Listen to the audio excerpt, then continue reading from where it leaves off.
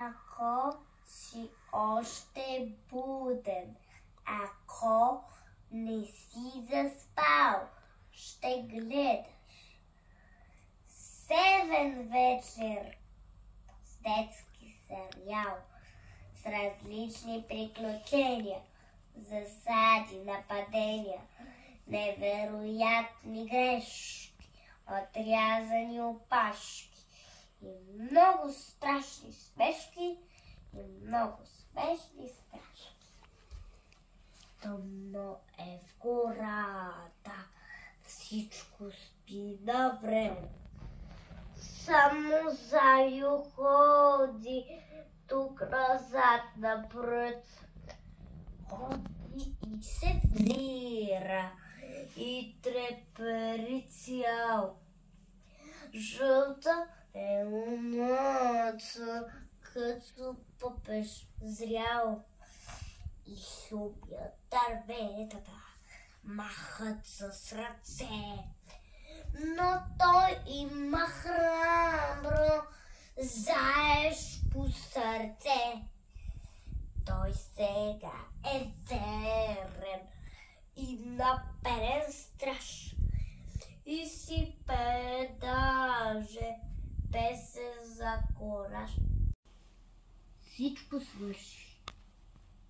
Пълен грах. Как обаче не разбрах.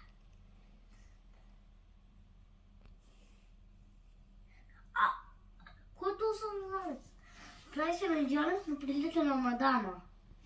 Това е някаква измама.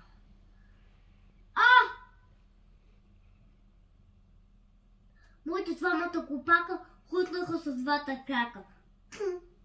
Да ударяли на бяг. Ей, престоя Христа. Не съм такъв копак. Ох, не. Но навън е пълен драк. Не съм такъв копак. Да вървя не бил не драк с привид на 2 гръбнак.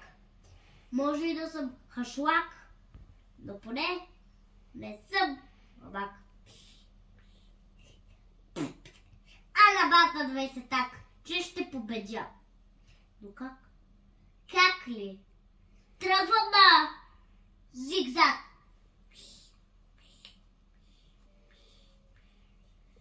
Той е заек и пак ще подам и смамен знак. Куткудяк. Кой е този дето прака да е нахалва куткудяка? Май ще ми е потребен за главата един гребен.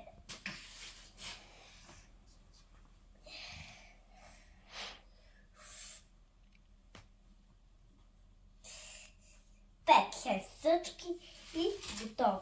Да опитаме отново.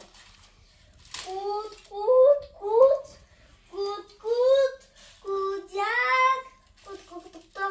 Кудяк. Кой си ти в този брак? Аз се казвам Лена Тошка. Заблудена съм кокошка. Търся своя кокошарник. Моя мъж, неблагодарник, на петлите отговорник, ме изгони чак във вторник. И така се скитам гладна. Още малко ще припадна. Дай ми, моля, малко хляб. Как ми преки то скалап, по-нататък да отида. Чакай малко да те видя. Без канапкето да пусна. Ето, тази ряпа вкусна.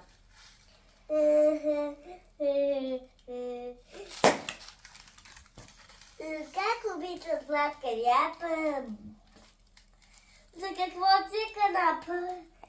Той е вързан за чорапа на един приятел мой. Индианец и герой.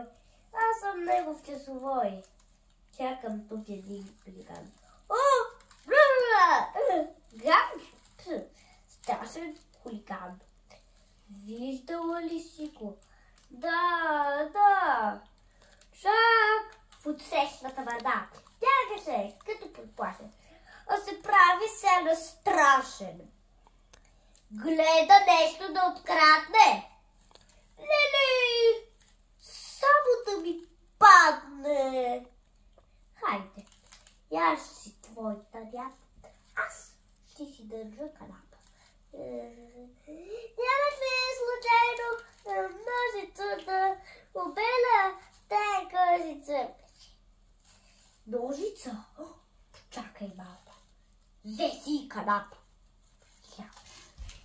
Ето ножица, беси. А сол сега ми донеси. Сол. Штрак. Штрак, штрак. Как? Штрак.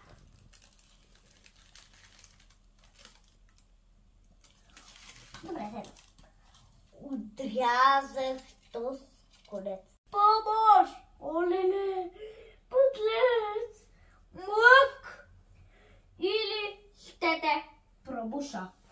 Вече ми дойде до гуша. Ще те вържа, за да мък деш. Мъж.